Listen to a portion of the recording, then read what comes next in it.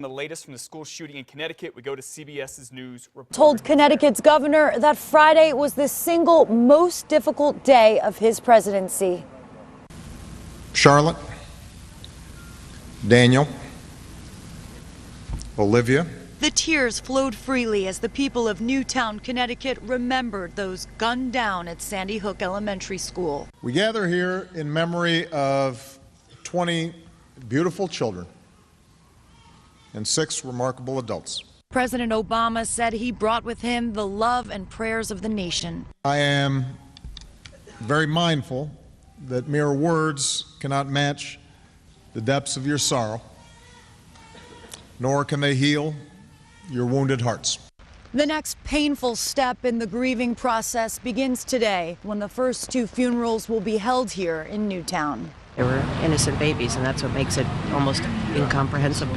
Police believe the carnage could have been much worse. They say 20-year-old Adam Lanza had enough bullets to kill just about every child in the school if given enough time. High-capacity magazine for the rifle, all right, and multiple magazines for the rifle, and multiple magazines for both handguns. Lanza reportedly ducked into a room and killed himself when he heard police arriving. For their bravery, the police received a standing ovation at Sunday's memorial service. And officials here haven't decided if they'll ever reopen the Sandy Hook Elementary School. In Newtown, Connecticut, Erica Ferrari, back to you. All right, thank you for that live report this morning, Erica. Now, we are continuing to follow the Sandy Hook Elementary School tragedy, and sadly, one little girl who died was Emily Parker. She was just 6 years old. Her family just moved to Connecticut from Rio Rancho. She was a beautiful, blonde-haired, blue-eyed girl. She was one of the oldest of 3 children for the Parker family. We'll have much more on her coming up in our second half hour. It's about a half hour from right now. Again, and continue to stay with KRQE News 13 for continuing coverage of the Sandy Hook Elementary School shooting. You can find the latest details on air and online at krqe.com. All right, in other news for you this morning back here in New Mexico, the controversial case of a deadly DWI crash in Rio Arriba County is finally set to go to trial today. Back in 2009, investigators say this man, Juan de Dios Cordova, was drunk and driving on the wrong side of the road when he ran into a group of motorcycle riders and killed Mark Wolf. The case has been in the news a lot because state police say Rio Arriba County Sheriff ordered Cordova's truck to be destroyed, even though it turns out it probably is a key piece of evidence in the case. A holiday Grinch is busted after Albuquerque police bust him for allegedly breaking into a car. 21-year-old Anthony Chavez was in court yesterday charged with auto burglary. Police say one of the things he took was a child's Toys for Tots voucher. Police arrested him after residents saw him breaking into a car in southeast Albuquerque Saturday.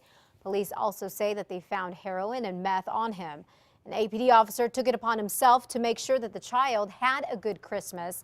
He went out and bought some gifts for the little boy and delivered them to him yesterday.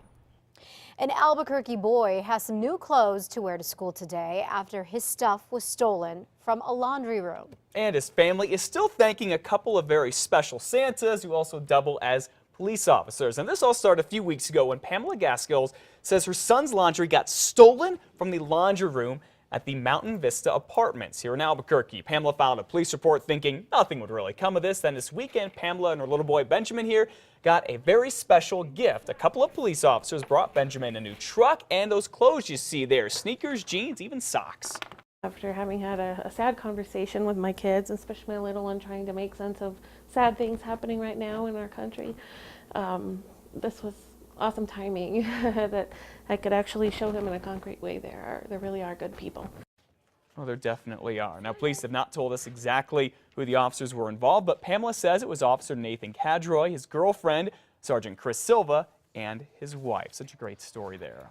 Well, I-40 just west of Albuquerque is all clear right now after what looked like a bad crash last night. Investigators haven't said a whole lot about what happened, but you can take a look there. It looked like that truck had rolled over. This was about 9 o'clock at I-40 into Trisco Vista. We heard the driver was up and walking around after the crash happened. Well, some families in downtown Albuquerque still extremely thankful for a complete stranger who very well could have saved their lives this weekend. This Samaritan took it upon himself to knock on everyone's doors and even call 911.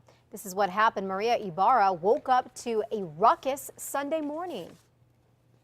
They were honking the horns and somebody else was banging on the doors. So then as soon as they got our attention, we went and we banged on the neighbors' doors. A passerby noticed flames from a pile of rubble at First Street and Haynes Avenue. This is cell phone video of Albuquerque firefighters battling the flames.